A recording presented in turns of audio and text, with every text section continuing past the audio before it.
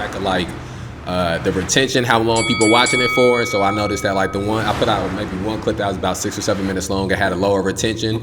And so I put out the clip that had about 4 to 5 minutes since then. The retention been higher, and then but you still sort of like how the algorithms work is that the shorter the clips in general, the more that the algorithm pushes. So then I've been doing reels of the like 4 or 5 minute clips. So you sort of got to like I'm trying to get to a place where I got multiple pieces of content coming out, and then I'm doing reels from the content to sort of just push the algorithm. And you know, as somebody who, and we can just keep the conversation going like this, you know, as somebody who create content, you sort of know how it is where you sort of got to play that algorithm game a little bit, where you got to figure out which things the algorithm like and which things the algorithm don't like, you know, and which pieces of content the people that maybe you follow or that follow you will like feed into, and then which pieces of content sort of fall down the line. And one of the things I really noticed is that music content is like gets pushed down real low. You know, like even somebody that's like a big artist, you can see how like a conversation or like an interview clip will get so many more views or engagements or interactions than like a song would. And I think that one of the benefits of being like somebody who's a creator, but also somebody that's like a conversationalist or somebody that's an orator, is that like the manner that you create don't always got to be music. And I think one of the things that like draws me to you, and that draws a lot of other people in the city and in the community to you, is the skill that you got of not just artistry, or I shouldn't say not just artistry, but like music and poetry isn't the only form of art. Like you're speaking, the way that you communicate is also a form of art. So sort of tell me about that. Do you feel like that's something that you've always had? Like when you think about when you was younger, did you always have like this skill of communication, or was that something that sort of like grew or changed? So go ahead.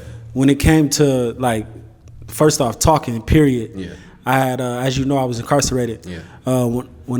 Before incarceration, you know, I was a loud, bubbly kid. I was just like every other kid. I was happy, outgoing, very, you know what I'm saying, outspoken, if you will. I was a little popular for my basketball skills, my dancing skills at the time, you know what I'm saying? So I was a talker if at that point. But once I got incarcerated, I went through this period where I actually didn't talk at all. And so like to the point where I forgot how to communicate with people, like interpersonal relations. I didn't have that. Like I started getting like growing mad anxiety around having conversation with folks, you know what I'm saying? And so that extended, of course, to like females. When I came home, I really didn't, like, I was like, oh, what to say, what to do. I just get hot and start sweating. Like, but like, no, like, it was to a point where I started to feel out of pace, because I was like in my head so much, living in my head, dealing with the pain and trying to figure out what I was going through, trying to like understand how is this happening to me. I'm reading a lot, you know what I'm saying, at that point, and not necessarily trying to be like the people next to me, you know, because I'm 17, I'm in Menard with people who had like life in prison, and they was with the, you know, they was with the program, if you will, like they're in here, they ain't thinking about getting out. I'm in here, you know what I'm saying, and that come with a certain lifestyle. If you think about individuals who have to live in a certain institution and this is their life, that comes with certain rules, certain codes, certain structures, and just a whole nother culture that I necessarily wanted to get used to. Like it used to irk me that I was even experiencing it, let alone wanted to put my 2 cents to it, or even speak life into it, or be a part of it, you know. And so I found myself not talking to people, because the best way to be an outcast is just shut up. You know, and everybody around you go keep talking, having fun, whatever they doing, and they just go look at you and keep it moving. And that was best for me at that point, you know what I'm saying? So like for 2 years, I really didn't talk to nobody but my celly. And so I had to grow from that though, because that became my coping mechanism, was just be quiet and just exist within my head, and not give people any type of interaction. And that caused me to have anxiety around speaking.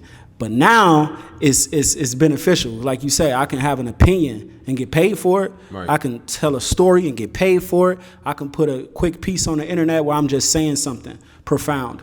Now I understand the power of my words. I try now to use them for light, for, you know, progression. It might not be all good, because, you know, even something that is progressive might be, you know, deemed as an evil act to some people, or might be deemed as in our culture as something bad. Like, oh, he Right. said that? Like, oh, he bogus. So it's bogus to like 90% of the population. Right. So it's not necessarily deemed good, but it might be progressive. So I'm trying to like stay on that progressive side of things, man, because yeah, just watching what I say. Like Yeah. I gotta speak though. Like now I understand my role as in this vessel. It's not just music, like you said.